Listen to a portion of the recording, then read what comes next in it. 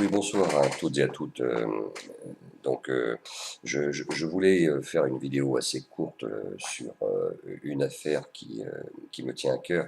C'est l'affaire Kerviel. Enfin, qu'on nomme injustement l'affaire Kerviel, alors en réalité c'est une affaire d'État qui s'appelle l'affaire de la Société Générale. Euh, Puisque dans cette histoire, la Société Générale a volé, alors on parle de 2 milliards dans les chaînes que certains regardent, donc on regarde des fois pour avoir les infos en temps réel, mais en réalité, c'est 5 milliards d'euros, quoi. Ce que j'avais écrit à la Société Générale il y a quelques mois, et le PDG actuel, enfin, qui n'est pas le monsieur Bouton de l'époque, ne m'avait pas démenti. Donc il s'agit bien de 5 milliards d'euros dans le cadre de cette affaire volée aux contribuables français. Alors pour le comprendre, c'est très clair. Jérôme Kerviel, moi qu'on aime ce type ou qu'on l'aime pas, enfin là n'est pas la question. À l'époque, enfin, je l'ai soutenu. Enfin, j'ai bien compris son affaire et j'avais pris position pour confirmer qu'il était bien innocent. Mais il faut juste comprendre que à l'époque, cette période troublée de la crise des subprimes, la Société Générale avait effectivement des actifs pourris, comme bien d'autres qui ont été effectivement vendus par Goldman Sachs et surtout titrisés par Goldman Sachs dans toutes les banques européennes et mondiales. On sait bien aujourd'hui d'ailleurs ce qu'il en advient de la Deutsche Bank, hein, voilà, je crois qu'ils ont négocié, c'est plus 14 milliards d'euros qu'ils devront payer au Trésor américain, mais 5 milliards, ils ont bien négocié pour le coup. Et donc,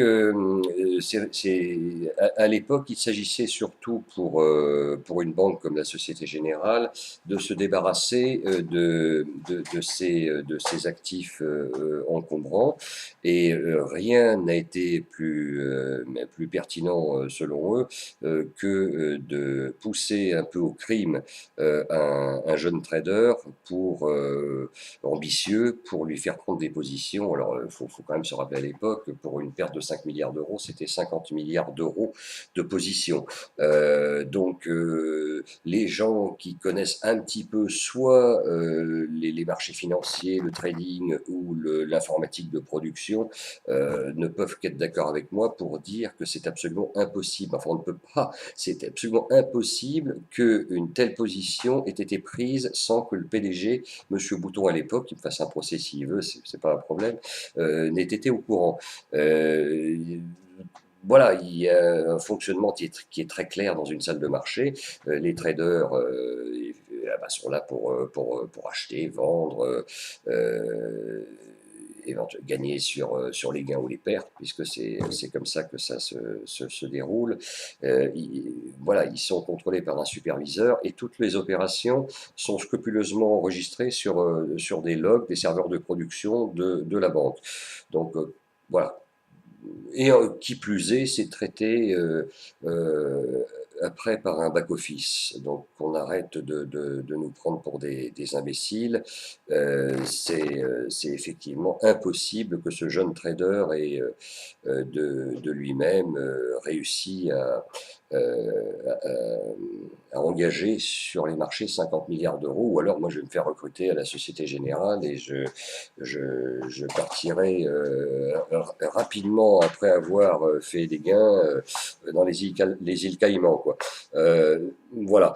Et c'est un peu triste de voir que beaucoup de nos compatriotes ne comprennent pas. Alors bon, je veux bien qu'il y ait le mythe du méchant trader valeur, mais moi, ça m'est complètement égal. Bon, ce que je vois, c'est mes 5 milliards, enfin, nos 5 milliards d'euros volés par la Société Générale, quoi. Et la misère, l'indigence totale de notre justice qui n'a même pas été capable, lors des perquisitions, d'analyser les logs des serveurs informatiques de cette banque. C'est pitoyable. Ils ont repris les emails, quoi. Les mecs, ils ont saisi la bureautique, quoi. Enfin, ils ont saisi et donc sachant que n'importe quel responsable informatique, quoi, à l'époque, à mon avis, il devrait être mis en cause aussi, ce directeur informatique de l'époque. Enfin, je crois que, je crois, si je me souviens bien, et pour avoir suivi cette affaire, que les quelques salariés impliqués dans la Société Générale, qui ont, bien évidemment, qui ont condamné Jérôme Kerviel, sont partis avec 7 ans de salaire, je crois, hein. C'est pas mal, hein, pour des gens qui, voilà, 7 ans de salaire à 60 ou 70 000 euros annuels, c'est quand même pas mal. Donc, ces gens-là se sont tus. Alors, je sais qu'il y en a un qui a réagi après quelques années quand même. Voilà, parce qu'il c'était objectivement un vol en bande organisée, dont l'instigateur était le PDG de l'époque. Enfin, ça fait pour moi pas l'ombre d'un doute. C'était mon petit coup de gueule du soir, parce que j'ai horreur des injustices dans ce pays. Euh, et je trouve absolument inadmissible l'opprobre qui a été jeté sur ce jeune type. Enfin, encore une fois, qu'il soit sympa ou pas sympa, ça ne rentre pas en ligne de compte.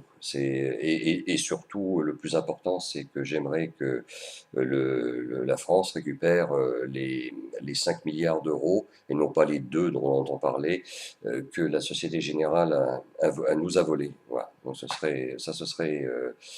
serait bien que la justice lève enfin la tête et nous rétablisse l'honneur des contribuables français, quoi.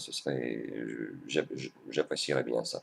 Bon, sur ce, parce qu'on va me dire que j'ai été trop long, je vous souhaite une bonne soirée et à bientôt. Puis n'hésitez pas à commenter mon petit coup de gueule. Allez, au revoir.